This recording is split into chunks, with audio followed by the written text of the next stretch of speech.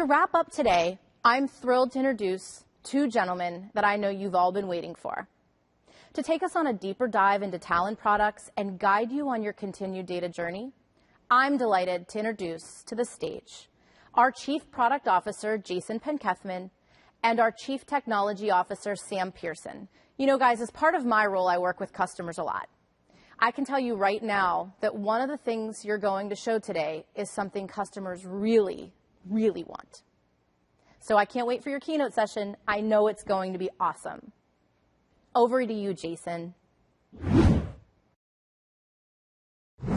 Hi, everyone. Welcome to the product keynote. My name is Jason Penkethman, and I'm the Chief Product Officer here at Talend. I joined the company back in April, and I'm very excited to be part of such a great team, which is providing a lot of value to our customers in the management of their data.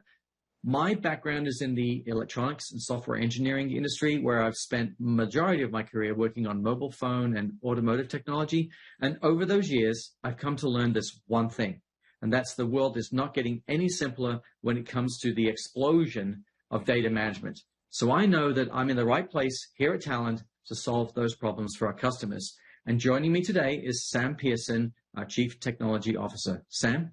Yeah, and I'm Sam Pierson. I'm the new Chief Technology Officer here at Talend. I'm a technologist at heart, and I've spent my entire life building, fixing, and shipping software that brings the value of data to as many people as possible, whether that's building products that manage data or building products that rely on data to drive a business. And that's why I could not be happier to serve as CTO here at Talend, as we help you transform your organizations into data-driven powerhouses. For the past 6 months, Jason and I have been working closely together to shape Talend's product and technology strategy.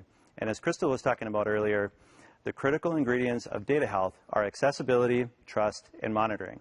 And today, we are very excited to share how we are bringing this to life with you and what we've been working on and what's coming next. Okay, let's dive in. Well, 2022 was a very productive year for us in terms of product development. We were able to deliver innovation in several key areas. We've listed a few here in the areas of operational excellence, data governance, self-service data ingestion with our Stitch product, expanded connectivity, our continued focus on robust security, and the management of real-time data. So let's take a brief look into some of those improvements. Gaining access to the data you need is obviously a very fundamental part of running a business. We remain an industry leader in this area with a number of connectors that we support to sources, destinations, and bridges for multi-cloud and hybrid cloud deployments. A few examples are listed below. We support the latest versions of Workday, Box, Tableau, Salesforce, SAP, Samba version 2, and a lot more. On the data governance side, it's now possible to customize the trust score to all of your data sets, both single data sets and collections of data sets, with a number of parameter adjustments. And we also introduced the ability to reduce human errors with a lot more consistency and scalable quality rules for line of business users. And finally, as you know, data democratization is really, really important for companies to implement in order to get valuable data into the right hands. And we made that a lot easier through our inventory crawler and launched several new features in our data catalog product, including support for custom modeling and automated data classification. Okay, Sam, I'll turn it over to you now, and you can cover some of the other areas of innovation that we've deployed. That's right, Jason. Another key area of focus for us is agility, so you can deliver value of a changing data landscape at the speed required by your business. To accelerate operational excellence, we brought new features to Talend API services. So now your teams can operationalize data via REST and open data APIs in minutes, making sharing data faster than ever. And not only is it faster, but building and delivering those interfaces is now easier. We've improved the collaboration features and overall enhanced API services to make sure delivery teams can work well together. And we've also improved the integration of our applications with the Talend Management Console, allowing new service account capabilities, including run profiles and support for driving data services and new routes. And with agility and speed in mind, it only made sense to offer real-time data replication.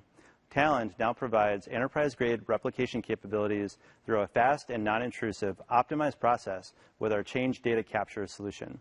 We have support for leading sources like IBM DB2, Oracle, and Microsoft SQL Server. And Talend change data capture can be deployed anywhere, on-prem, in hybrid, or multi-cloud environments. We believe all of these new features and improvements will help you and your teams quickly get more value from your data, more power to you and your teams. But as Pirelli said some 15 years ago, power is nothing without control.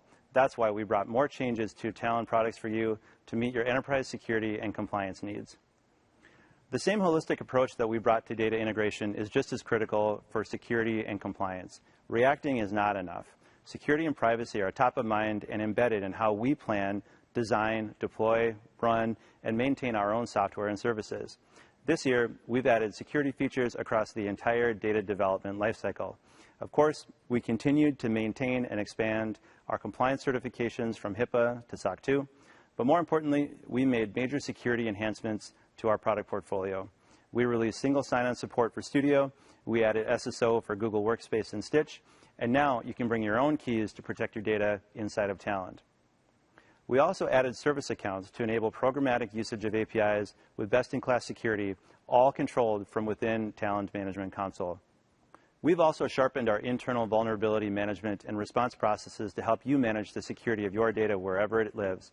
We're automating detection of resolved CVEs for Studio artifacts. We're adding features in our upgrade framework to clear up older version artifacts that might be setting off third-party component scanners.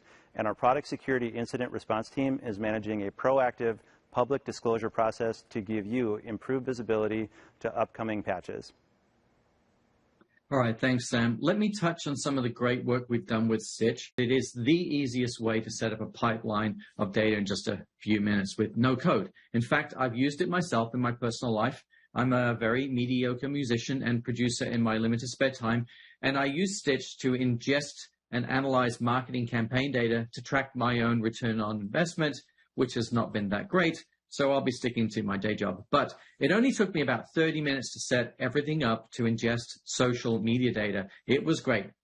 Anyway, we have the largest library of 140 connectors, over 140, including a beta that we're working on now for TikTok, which I'm going to trial myself also.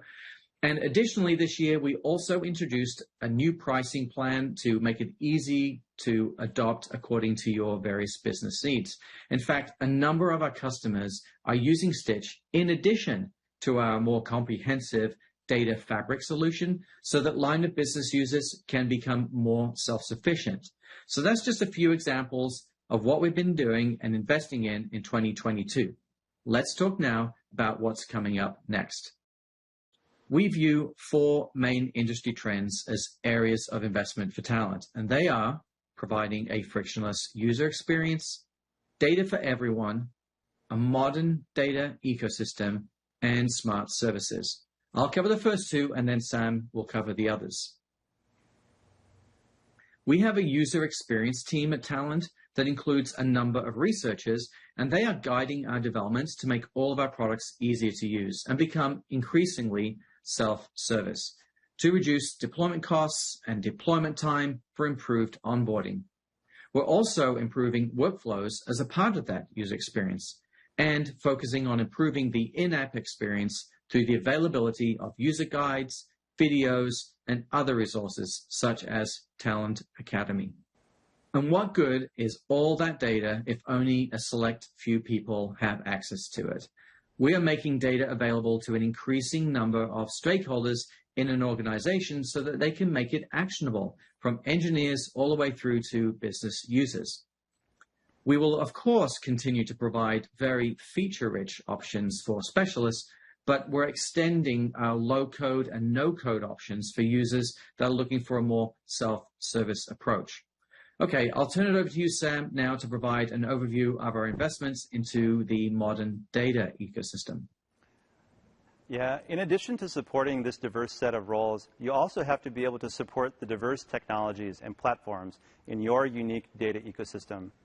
I know how crucial it is to design and maintain platforms that work for your organization, and I also know how hard it is to build a system that can excel at solving the current needs of your organization while also being flexible enough to easily adapt to new patterns and strategies. And I know it's okay to change your mind as well. Talend was purpose-built to be your trusted partner in navigating this complex set of choices. And we support all major architectural options while helping you balance your own unique considerations around security, compliance, cost, and flexibility. Our machine learning teams have been hard at work building advanced, one-of-a-kind capabilities that we continue to release into our products. These features will save you and your teams tons of time across the development lifecycle and will improve your operational metrics when it comes to data health and your data operations. Starting at the beginning of this data lifecycle, you and your teams can now automate schema-to-schema mapping with predictive algorithms during job design, reducing the time it takes to transform data and improving the accuracy of those jobs along the way. And once those jobs are deployed, you can use adaptive monitoring technology to identify issues quickly. And we can help you make the right decision to remediate problematic jobs, which also gives you a better understanding of the downstream operational impacts of those decisions. These are just a couple of unique things that are coming. And I am so bullish about what ML-enabled services can bring to our industry. Like countless other areas, this intelligence will augment your decision-making. It will increase your team's velocity in ways that are simply not possible with only people. And this is just the beginning of what we're bringing to the entire portfolio, including Stitch. Over to you, Jason, to cover data observability. Thanks, Sam. Let's switch gears now and talk about a very important topic, which I touched on when I spoke about data for everyone, and that is data observability. Data is great if you can rely on it. Almost 50% of companies report that data quality is a challenge for them. And when it comes to making decisions, 36% of companies don't trust their own data. How many times have you looked at a report and thought, hang on, that doesn't look right. We must be missing something, and then you have to go digging. We understand what data chaos looks like. Data stacks are becoming more complex. Disparate data sets exist in an organization. Data quality issues, whether there's data that's up to date or not, who has access to it, different teams making different decisions with the wrong data. When you have healthy data, you have a healthy organization.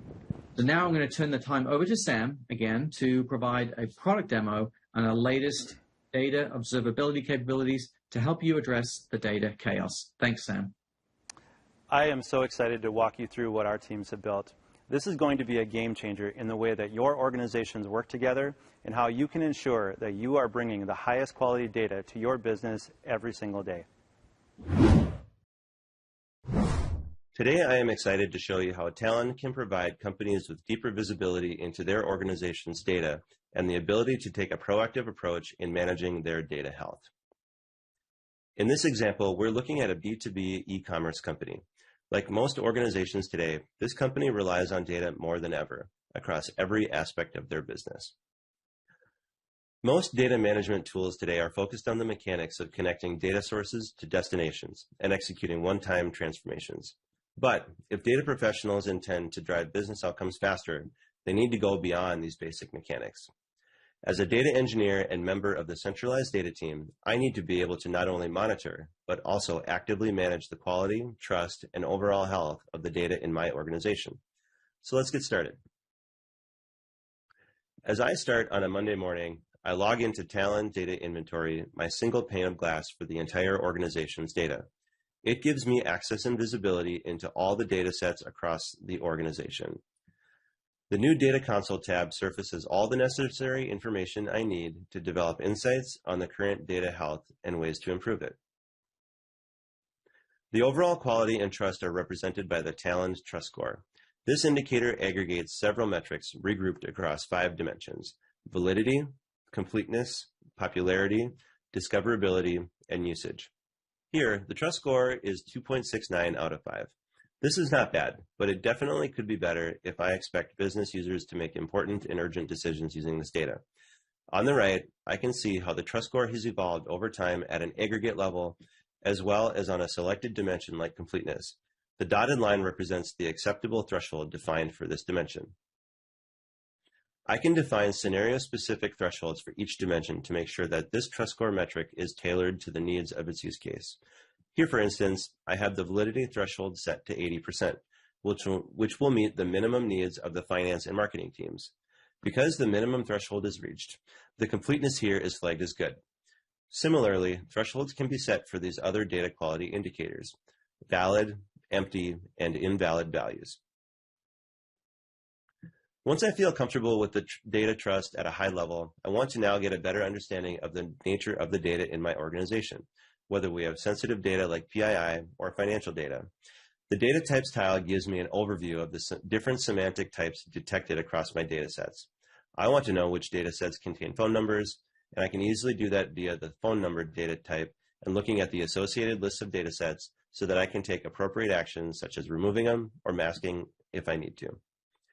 In a similar manner, I can use the rest of the tiles to obtain information around the discoverability, popularity, and usage of the data sets, as well as the sharing policies that have been applied. Now, as it turns out, this is not a good start to the week.